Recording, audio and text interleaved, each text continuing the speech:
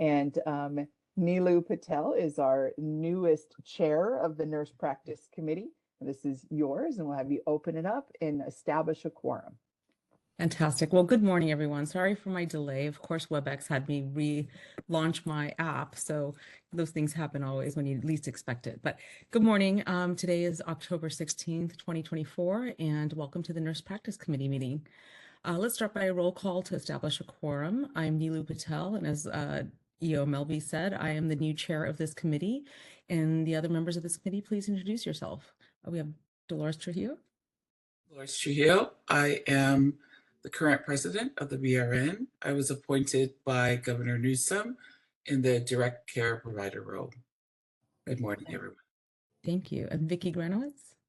I'm Vicki Granowitz. I was appointed by Tony Atkins, Senator Tony Atkins, and in the public role.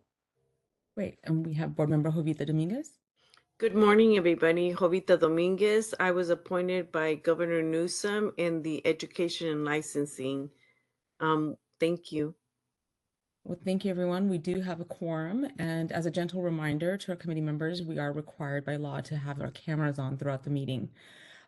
So I also want to point out that we have our esteemed DCA and BRN staff members that are here that are present to help facilitate the meeting. And we have our executive officer, Loretta Melby, we call her Lori, and our legal counsel, which, let's see, I'm not familiar with who it might be today. Would be Harry, and I am hunting him down. I'm not sure that he is on yet, so it may just be us. We're working through that. Okay, sounds good. I know Reza is out on leave, so. Okay, so we'll open for public comment for items not on the agenda. BRN moderator, could you please provide an explanation of how we run the WebEx and then open for public comment, please? Perfect. Good morning. This is the BRN moderator. I will be moderating the meeting. To facilitate public comment, we will be utilizing the WebEx question and answer feature. When the committee reaches a point in the agenda at which public comment is appropriate, the question and answer feature will be turned on, and members of the public can indicate that they would like to make a comment by inserting the phrase, "I would like to make a comment," in the question box, which is typically in the lower right of your screen.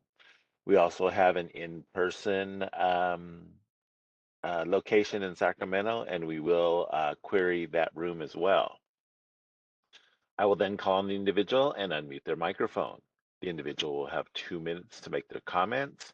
I will not give a warning as your time approaches. I will mute your microphone and will announce that your time has exceeded the time allotted. I will then proceed to the next member of the public who has a comment. Please note that the question and answer feature is being used only as a means for members of the public to represent that they would like to make a verbal comment when your turn comes, you will be prompted to unmute. If your question can be answered, the committee will respond accordingly. When making your comment, speak about anything you believe is important for the members to know. Remember, committee members cannot address any item on the agenda. Items not on the agenda at that moment, items that you would like to add to future meetings, or items that will be discussed later on in the agenda will be discussed at their correct times during the meeting. I'll provide a brief reminder of the approach at the start of each public comment item. Finally, when committee members or BRN staff are not speaking, I would like to remind them to mute their microphones. If I detect background noise during the meeting as a result of unmuted microphones, I will mute your microphone automatically.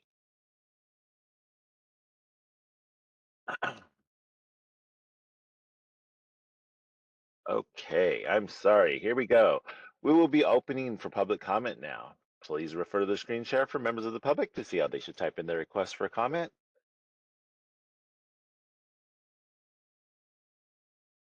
I've activated the question and answer feature. Members of the public can indicate they would like to make a comment by typing into the question box, "I would like to make a comment."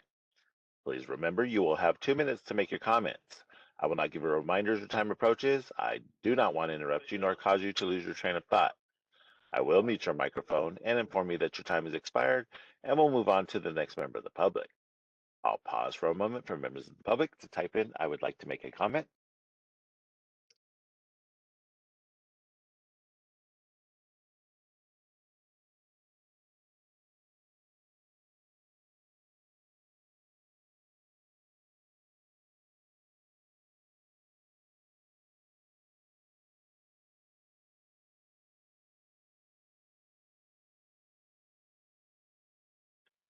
Committee Chair Patel, there are no public requests for comments on the WebEx.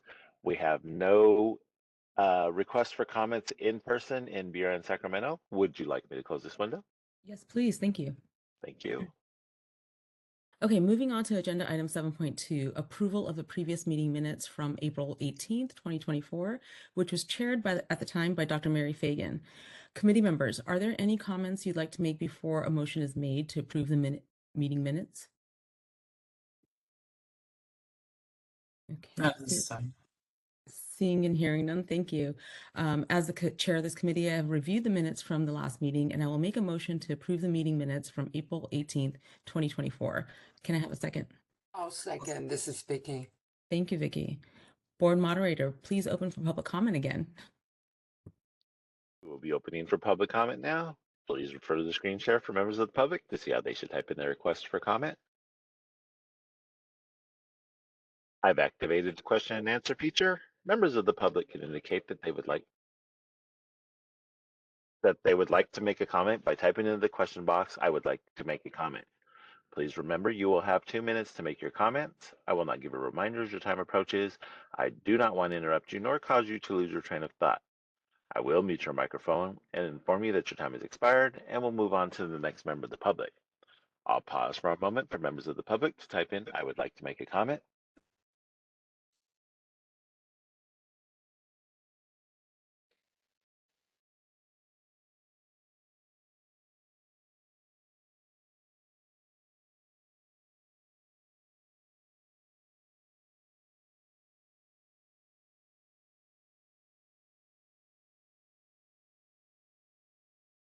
Committee Chair Patel, there are no public requests for comments on the WebEx.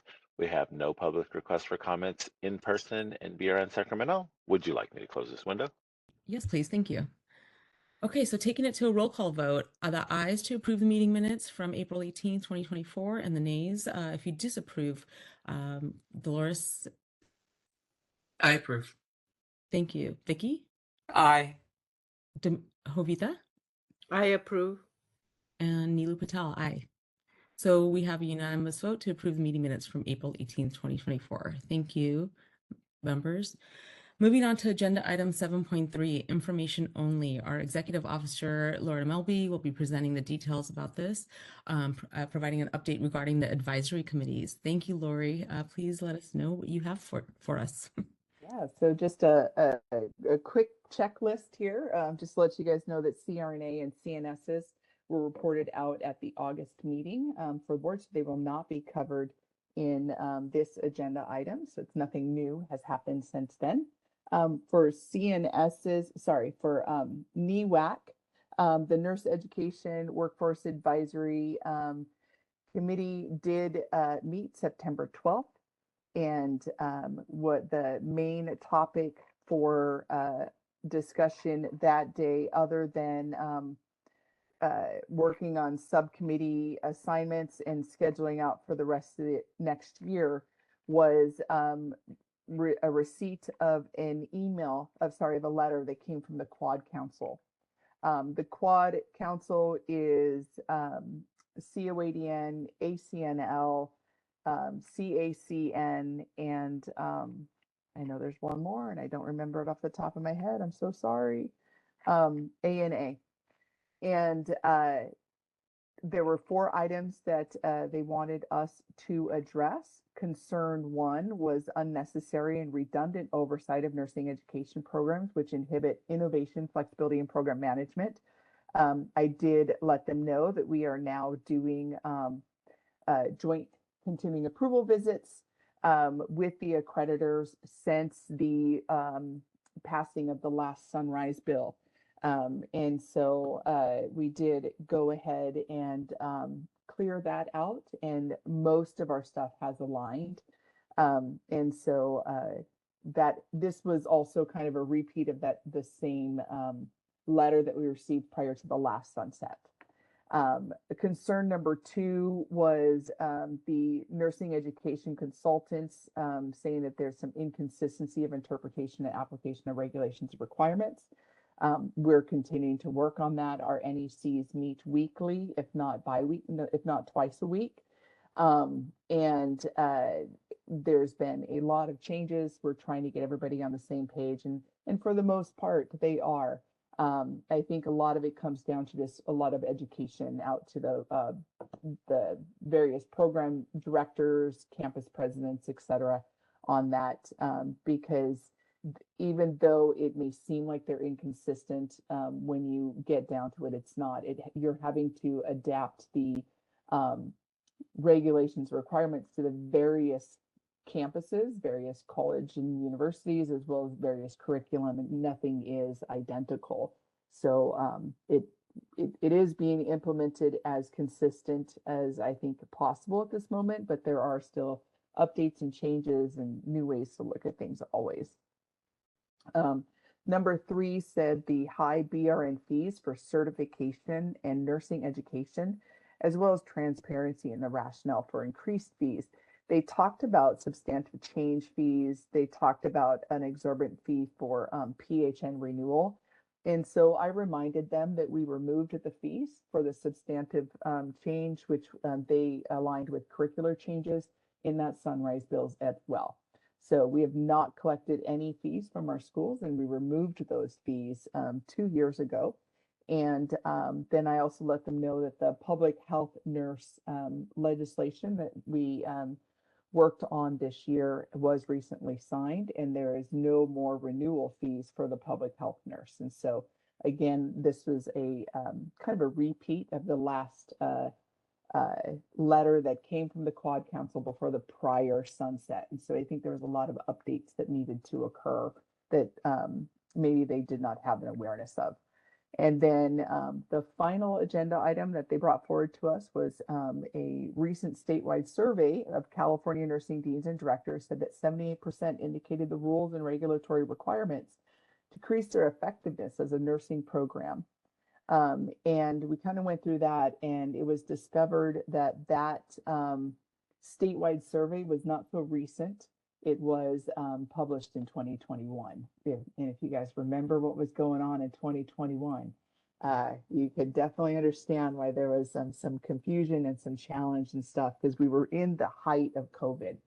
And we were looking at regulatory changes. We were waiving regulations and statute through DCA's waiver process. There was a lot going on. And the big focus was completion and graduation and progression for the students. And there was a lot of things that needed to be updated. And so I did explain some of the stuff that we have been able to update and move through since then. And that was really kind of brought to our attention.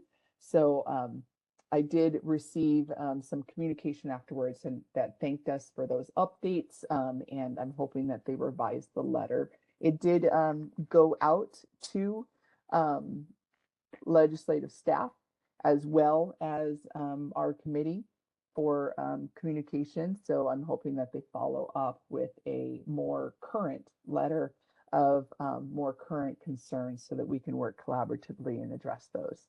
So it was the big item for Nursing Education Workforce Advisory Committee that was covered.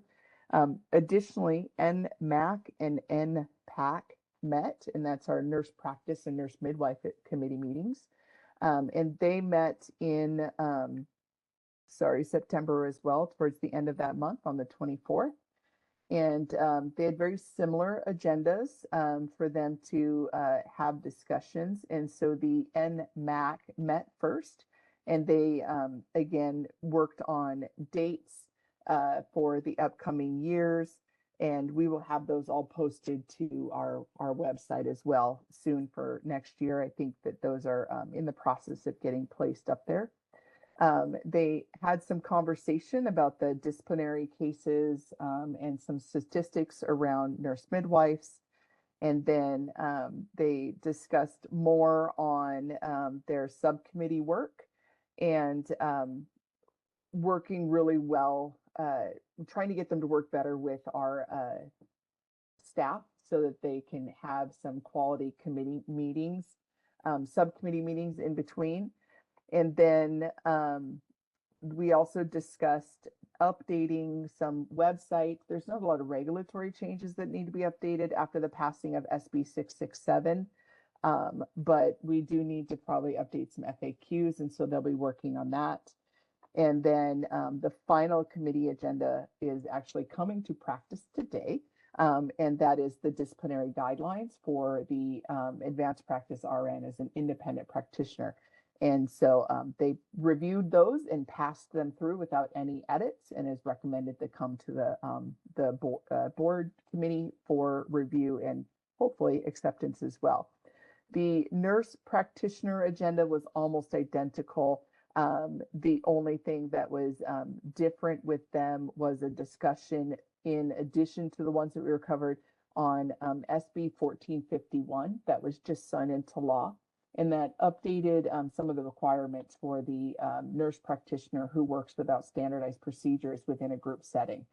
And so discussed some of that, and then discussed the use of the term doctor in relation to our advanced practice nurses and our nurses who hold a doctoral level degree, and what the effects of that is. And then we did also a conversation about med spas and IV hydration, just a really quick one on that. But again, the final one for discussion that day was again on the disciplinary guidelines update for independent practitioner section for our advanced practice RNs. They too reviewed that. They had no input. They did pass it as written. And so again, that is where we are today. And so that is the end of my update. Board committee members, do you guys have any questions or comments? And it is information only, so a motion does not need to be made, and we can go out to public comment. I do have a quick question if other committee members do not have a question. Okay. So Lori, regarding the SB 1451, and I know the board amended we had a lengthy discussion regarding the doctor title. Was there any input, or was that amendment made? That before amendment was not made. No, Okay. the amendment stands. And so we can, as part of the board meeting, we'll discuss which bills were passed and what the implication of those are. So we'll cover that next month when we're talking about the legislative section. Appreciate that. Okay, great. Thank you so Welcome. much. This Yeah. is a fantastic overview, and I appreciate that and all the acronyms that go with it. Okay, board moderator, if we can open to public comment, please. We will be opening for public comment now. Please refer to the screen share for members of the public to see how they should type in their request for comment.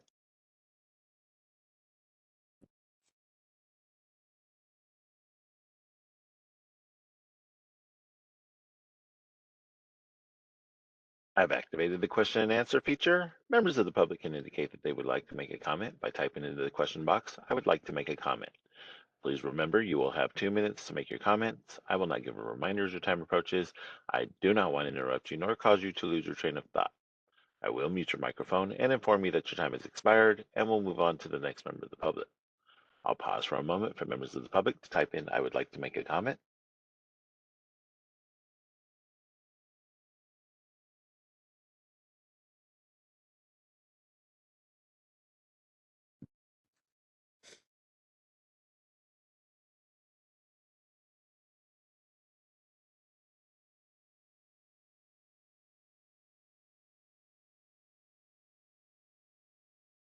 Committee Chair Patel, there are no public requests for comments on the WebEx. We have no public requests for comments in person in BRN Sacramento.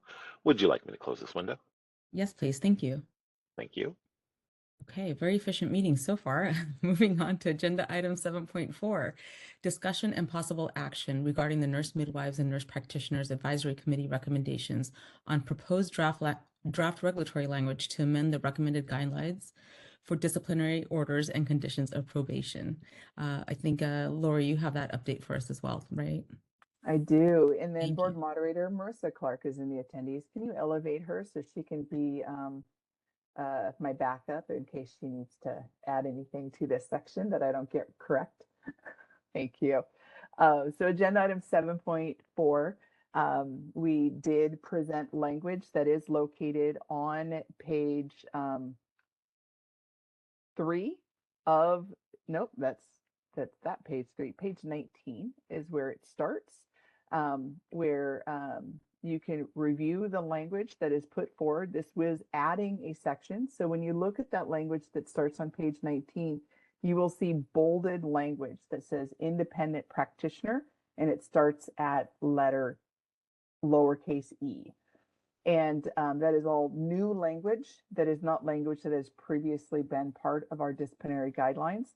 The language above where it says 8 and supervision and it is not bolded is current language, and we are not opining on that. That is language that stands and is in place and has been utilized as part of this process for many, many, many years.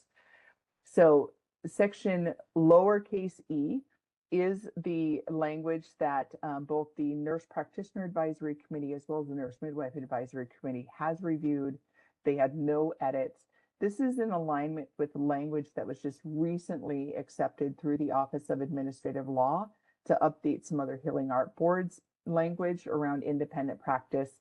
So this is consistent with other DCA healing art boards as well. And at this point, if you have any questions or anything, please feel free to reach out. And Marissa's here and I'm here. And if there's anything I missed, Marissa, that you feel is really important to cover right now, you can take this opportunity to. I do think you covered it. I would just mention, as you said, you may have noticed it's different than what happened around that is one of the Office of Administrative Law's main responsibilities is making sure any guidance we put out is very clear to our regulated public. So you notice this language is a lot more direct, a lot more kind of detailed. And that is part of the test we go through when we're submitting regulations to make sure that the guidance we're putting out, our licensees are very clear on what the expectations will be. So that's part of why you saw some of the changes in it. And as Laura said, it aligns with what some of the other boards have found. The Office of Administrative Law felt was a little bit more direct and clear to the licensees.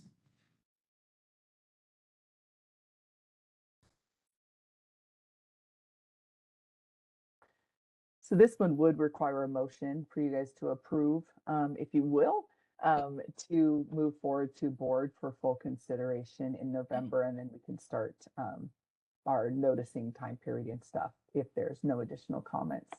Thank you. Any board members have any comments regarding this? Okay, hearing none, who would like to make a motion? It's Vicky. I can make the motion. Motion to approve on the NPAC and NMAC recommendations on proposed draft regulatory language to amend the recommended guidelines for disciplinary orders and conditions of probation. And I second. This is Dolores. Thank you. Okay, we'll open it for a public comment. Board moderator, please. Thank you. We will be opening for public comment now. Please refer to the screen share for members of the public to see how they should type in their request for comment. I've activated the question and answer feature. Members of the public can indicate they would like to make a comment by typing into the question box, "I would like to make a comment." Please remember you will have 2 minutes to make your comments. I will not give reminders or time approaches. I do not want to interrupt you nor cause you to lose your train of thought. I will mute your microphone and inform you that your time has expired, and we'll move on to the next member of the public. I'll pause for a moment for members of the public to type in, "I would like to make a comment."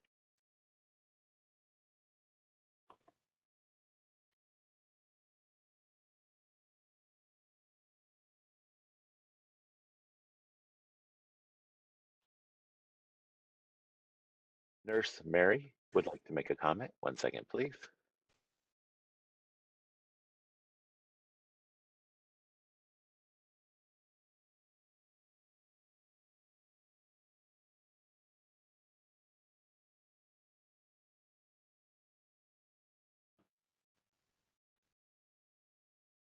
Nurse Mary, if you're on a computer, if you have many windows open, it's a small window that says unmute me, and it's usually behind all the open windows.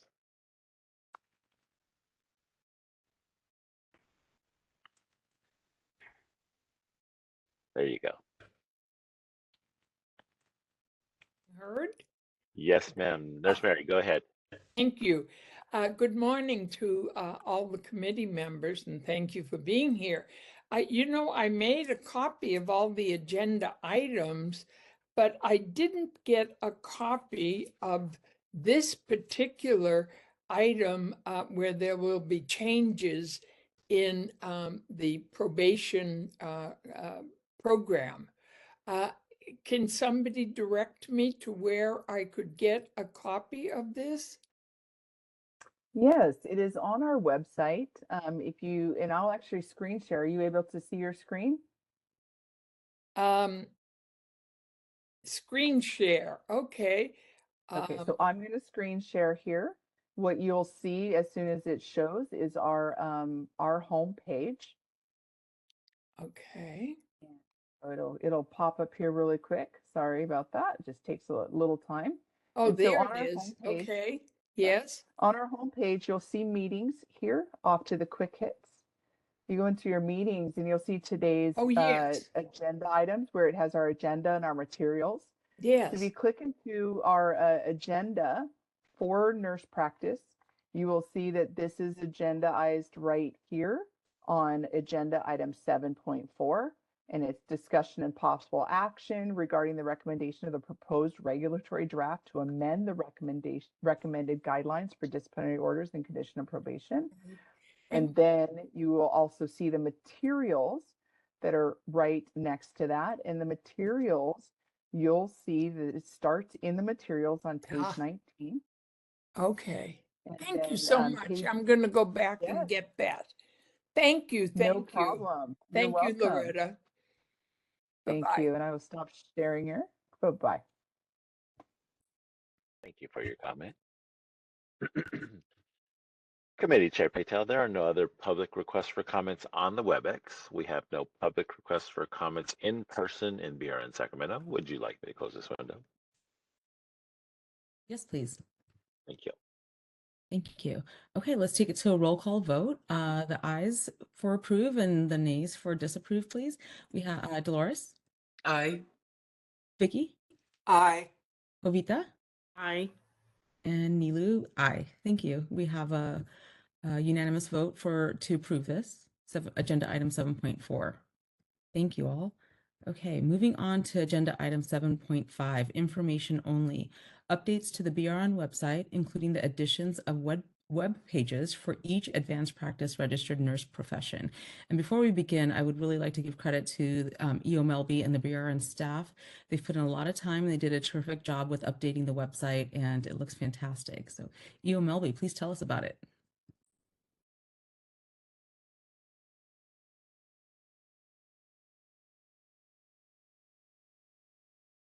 Can't hear you, Lori. That's because I didn't unmute myself. So we know where the technical issues are there, and that's in my head. So are you guys able to see my screen here? So I'll back out of these committee materials here. So we are back at the home page. And so on our home page, you just type in rn.ca.gov, or if you're more technically savvy, it might be what pops up, or you might have it saved as a bookmark or something if you use this site regularly like I do. And so when you come down into the middle section here, you can look at practice, you can look at regulation, education, go to our FAQs, and look at RN careers. And so under practice, which is what it defaults to, over to the right, you'll see the 3 advanced practice RNs. And so the first one I'll click on is nurse midwife. And what that does when it pops up is gives just a basic kind of preview of what a nurse midwife is. It links to the Nurse Practice Act where it is covered. And so we put in the Business Professions Code. We also put in the Business Professions Code for RN practice, because each one of our advanced practice RNs must be an RN first and foremost before they go on to advanced practice. And then the California Code of Regulations that guide them as well. Then there are related links that go into the FAQs, general instruction for applications, cures information, any kind of education programs here in California, and then a link as well to our advisory and ad hoc committee page, which has the Nurse Midwife Advisory Committee. Under other resources, we link out to both the California Association and the National Association. And then we link out to the APRN consensus model that was put out through the National Council of State Boards of Nursing. And then we also link out to the National Council of State Boards of Nursing independent practice map. And they have a map that shows, and I'll wait for it to load here, nurse midwife independent practice throughout the nation. So you have an understanding of where we fit within the rest of the states. And then they also have a independent prescribing map, and that shows where we fit throughout the states as well. And so it breaks down whether or not they have an independent scope of practice as well as an independent ability to prescribe.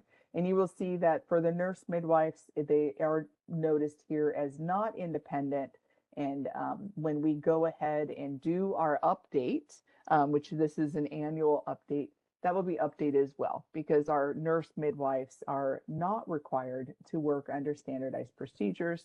So that part will be updated, but we will not be able to update the prescribing section yet, because they just have to do that under a furnishing number. Then we'll move to the nurse practitioner. You'll see it looks almost identical to the nurse midwife page. It starts off with the very similar resources above, which are all links that go right back to our website.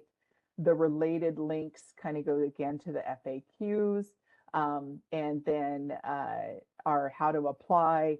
It also covers cures, our ad hoc committees, advisory committees, and our nurse practice programs.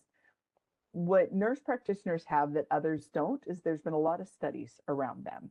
And so we did link to nurse practitioner specific reports that have been shared out on our website. And then the other resources are fairly identical. And so we link out to their California Association as well as their Nurse National Association. And then we link out to the same ones with our APRN consensus model with the National Council, as well as their independent practice map. I will share that as well. You can see California in relation to the others for nurse practitioners, and then their prescribing map as well. And you can see California. Again, nurse practitioners are in California not seen as independent practitioners yet. We do have the standard traditional nurse practitioner that's always been there with us, which is ones that operate underneath standardized procedures. We do have the commonly referred to nurse practitioner now, that's the 103 NP. And that is a nurse practitioner that works without standardized procedures, but are required to work in specific group settings that have at least one physician and surgeon working with them. And then they too prescribe very similarly as the nurse midwife by utilizing a furnishing number. The next one is the clinical nurse specialist. Again, set up very, very similarly. The one thing I forgot to mention, I'm sorry, is I'm missing the historical documents. We have historical documents on the bottom of each one of our advanced practice, so that they can go back. This one here is a historical document from 2010. And so it's a survey that was done of CNSs. And then the other thing that is on the bottom of each one of these pages is a copy of Business Professions Code 2725E. The reason I bring that up is it says no state agency other than the board may define or interpret the practice of nursing for those licensed pursuant to the provisions of this chapter, or develop standardized procedures or protocols pursuant to this chapter unless so authorized by this chapter, or specifically required in statute, state or federal statute. State agencies include every state officer, department, division, bureau, board, authority, and commission. The reason that that's become very, very important is I believe each one of our board members received an email just this week asking about nurse practitioners and the furnishing license, where they were told by their insurance company that a individual physician could only see 4 nurse practitioners total. And it's 4 nurse practitioners at a time if they're doing furnishing. And so if one has to go on vacation, another nurse practitioner can come in, and that's 4. And so that was a misunderstanding. I provided our documentation out to that person, and they will use that to kind of set some of the policies and stuff that they were having problems with clear. And so it was nice that this person reached out to us and says, this doesn't sound right. Can you show me where this is? And we were able to respond back quickly and provide the guidance so that they can get that updated in their place of employment. The final one is our registered, certified registered nurse anesthetist. Again, it gives a blurb up on the top of what they can do. And then it does provide resources, related links, other resources, and historical documents identical to the other pages. And it has the kind of notice on the bottom that we are the ones that do the interpretation at the board. It has our Nurse Practice Act information up here, and you'll see a couple other resources that have been useful more lately than previously. And we have the Attorney General's opinion from 1984. We have the Court of Appeals upholding an opt-out. And the reason that that became very important is there was some conversation that has come up recently about whether or not nurse anesthetists have an independent practice. And this opt-out is when when CMS opened up to the nation and said each one of the states can decide whether or not CRNAs needs supervision. California was one of those states that said CRNAs do not need supervision. And that was challenged by a group of individuals, and it was the Court of Appeals said, nope, that's incorrect. And yes, they are able to continue to work in California without supervision. And so that is there as well. And then there is a summary of select Nursing Practice Act provisions related to the Certified Registered Nurse Anesthetist practice.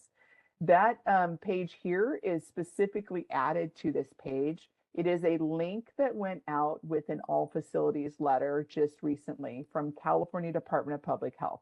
California Department of Public Health is an agency that releases all facility letters out to their licensees. And to provide some clarification, BRN licenses individuals, CDPH licensed facilities. And so there is not an overlap. And so when they released a all facilities letter and they needed us to provide some information, we did so on our website and provided them the information of our laws. And it is a summary here, I'll pull it up, of just our statutes and our regulations that pertain to the practice of the nurse anesthetist. Remembering again this statement down below that says only the BRN can interpret scope of practice. And so that's very important that that's done. There are some historical documents on the website as well from 88 and 90 where BRN did an interpretation of CRNA practice. And so that is there for review as well. And so if there are any questions, we're hoping just to make these websites just kind of an at a glance, come in here. And if you have questions, please reach out to us and we'll clarify. If you're getting media questions, if you're getting employers, just like we shared with the nurse practitioner that reached out to us that are saying, no, I don't think that that's accurate, please always come back to the BRN and we will provide you with the accurate data. I'm going to stop sharing. Oh, yes, Vicki. Yeah, I wanted to thank you. I think this is terrific. It's exactly what we needed. I wanted to go back to your comments about the email that we all received. That I think I wanted to highlight that because that was a good example of how the process should work, where a provider identified a problem, reached out to us immediately. You board members responded to you asking for clarification and for you to reach out. You reached out. That all happened in, I think, 24 hours. And so that's the way it should work. And so I wanted to make sure we highlighted that because I think that was terrific. I appreciate that. Thank you, Vicki. Yes, if you get the information to me, I can usually respond fairly quickly. This one was easy. It didn't take a legal review because we had the information on our website. And so that's why I'm hoping with adding this stuff to our website, I can just grab it, flip it, and move it forward. We're not trying to draft a new statement or answer some additional concern. So that worked out very, very well. And thank you guys for entrusting me with that and getting that information to us. Thank you, Vicki, for your comment. And thank you so much, Lori, for pointing out all and mapping out the entire, the 4 advanced practice specialties and where we can find that information. Is really pertinent information. As we can see, there have been no new laws to CRNA scope of practice, as well as the other advanced practice specialties. So I appreciate you highlighting that. And like Vicki said, it's a well-oiled machine, and our engine is working smoothly with Lori at the helm. So I appreciate that in terms of dealing with, some of the questions that the board members get. And like you said, the process is working smoothly, and I appreciate that. Any other board members have any questions or comments? One quick clarification, you had mentioned there's no new laws. And so there is no new laws to CRNA or CNS. There Thank you for have clarifying been that. new laws for nurse practitioners and nurse midwife, and we're continuing to update. And as those, we finish our kind of implementation plans and update our FAQs, there will be updates to the website. I appreciate you clarifying that. That's a very important point, absolutely. And if hearing no more comments, shall we open it up to public comment? Yes, please. Thank you. We will be opening for public comment now. Please refer to the screen share for members of the public to see how they should type in their request for comment. I've activated the question and answer feature. Members of the public can indicate that they would like to make a comment by typing into the question box, "I would like to make a comment." Please remember, you will have 2 minutes to make your comments. I will not give a reminder as your time approaches. I do not want to interrupt you nor cause you to lose your train of thought. I will mute your microphone and inform you that your time has expired, and we'll move on to the next member of the public. I'll pause for a moment for members of the public to type in, "I would like to make a comment."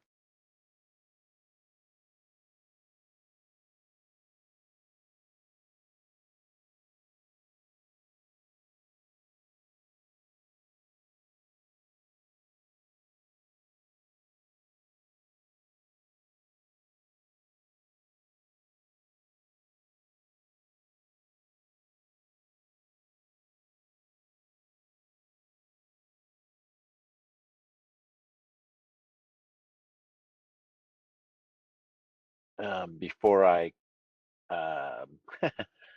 comment here, Board EO Melby, would you like to address the Q&As? Can you see the Q&As?